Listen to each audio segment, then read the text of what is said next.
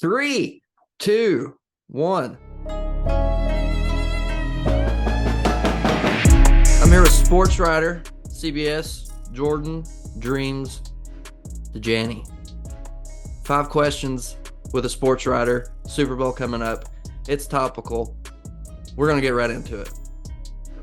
Question 1. Is Tom Brady posting a picture of himself in his underwear a for sure sign he's going to retire?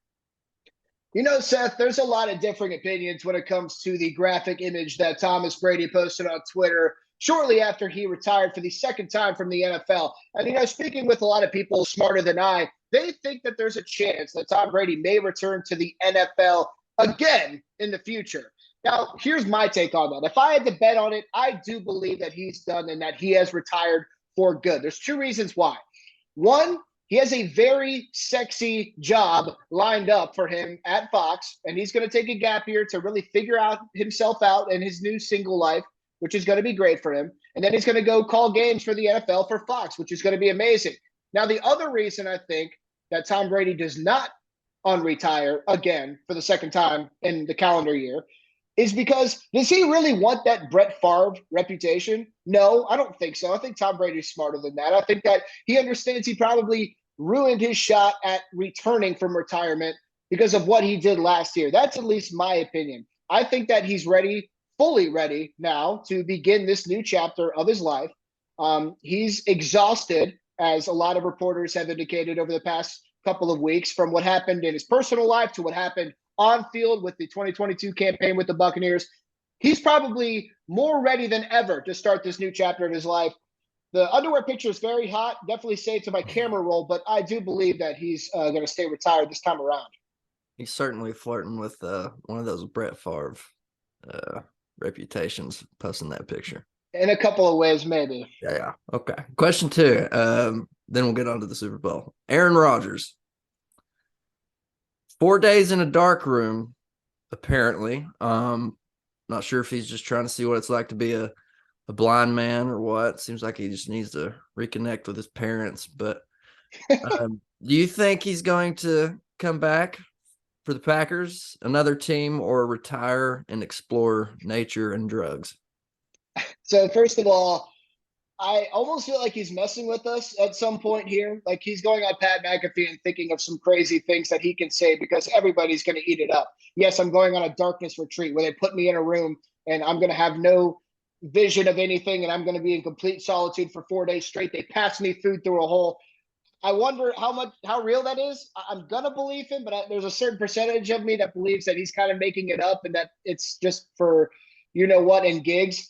But I will say this. I have always maintained that Aaron Rodgers will either retire and explore this other world that you so eloquently described, or he will return to the Green Bay Packers. I do not have him going to the New York Jets or the Tennessee Titans or someone like that. And I will have you know that I was one of the few national guys that when we were in this entire crazy dramatic period over a year ago when it looked like Aaron Rodgers was done with Green Bay, I always maintained that the two sides were going to be able to reconvene, let bygones be bygones, and Aaron Rodgers return to the fold. That's exactly what happened. So I've been correct on this before. Hopefully I'm correct again. I believe it's one of 2 options. He either retires or he retires later on, but with the Green Bay Packers. Okay, on to the Super Bowl. Whose legacy benefits more from a Super Bowl win? Patrick Mahomes, Andy Reid, or Brett Kern? Brett Kern, obviously Brett Kern. There's no doubt about it. No, Andy Reid obviously is a great argument to be the answer to this question. But, let's talk about Patrick Mahomes. He's the best quarterback in the NFL. The Josh Allen hype that we all wanted to digest was quickly stifled with what happened last year in the playoffs as well. Mahomes is about to become the 10th player to win the MVP multiple times. Every player who has done so and retired made the Pro Football Hall of Fame. He's 1-1 in the Super Bowl. Going to 2-1 is a big deal, especially when you take into consideration everything that happened over the last calendar year. Losing Tyreek Hill, the arms race that the rest of the AFC West completely embarked on. Everyone wrote off the Chiefs, saying that their prospective budding dynasty was over, and it was time to pave the way for the Los Angeles Chargers and the Denver Broncos. That did not happen, of course, and the Chiefs are right back on the big stage. And going back to that, budding dynasty, if you will, the Chiefs have been perennial contenders ever since Patrick Mahomes was inserted under center. And, it's hard to say that they're a legitimate dynasty if they only have one Super Bowl win to their name. So I think that Patrick Mahomes picking up his second Super Bowl as a young quarterback is really what is going to be talked about when it comes to which one of these parties' legacies is boosted from what happens on Sunday. Mahomes can become the first player since Kurt Warner back in '99 to win MVP and the Super Bowl. He's setting records. I think he's like the second quarterback since Tom Brady to make the Super Bowl in his first 3 or 4 years or whatever it is. He is the best quarterback in the NFL. He's the legacy, and what he does is what we're going to be talking about moving forward. Boom. More importantly, question 4. Speaking of Patrick Mahomes, that guy's good at offense. Should we all gamble? I know you're working on an interesting gambling piece anyway. Should we all gamble irresponsibly and put our mortgage on the over? So I'll say this. Yeah, they're bringing it up. I'm doing an article released Thursday, February 9th on 57 bets that you can make on Super Bowl 57. It's going to be player props, cross sports bets, all this crazy different kind of stuff that I've been breaking down. Is that on your 57? It is not just yet, but to answer your question, all 6 NFL games in the past 2 rounds of the playoffs had 47 or fewer total points scored. So the total in Super Bowl 57, I believe, is right around 50 points. These are the top 2 scoring teams in the NFC and AFC facing off. Everybody's expecting it to hit the over. It's not a surefire bet, in my opinion. If you're making me choose, I do take the over, but it is not something that I would recommend putting your life savings on. Okay, but when I do take it and it does lose, I'll have this footage to show my wife that the expert said it was okay. Okay. Question 5. What's your favorite storyline the Super Bowl? Brothers, former coach, OBGYN coming to town, NFL script writers. What do we like? OBGYN is a great candidate for best storyline.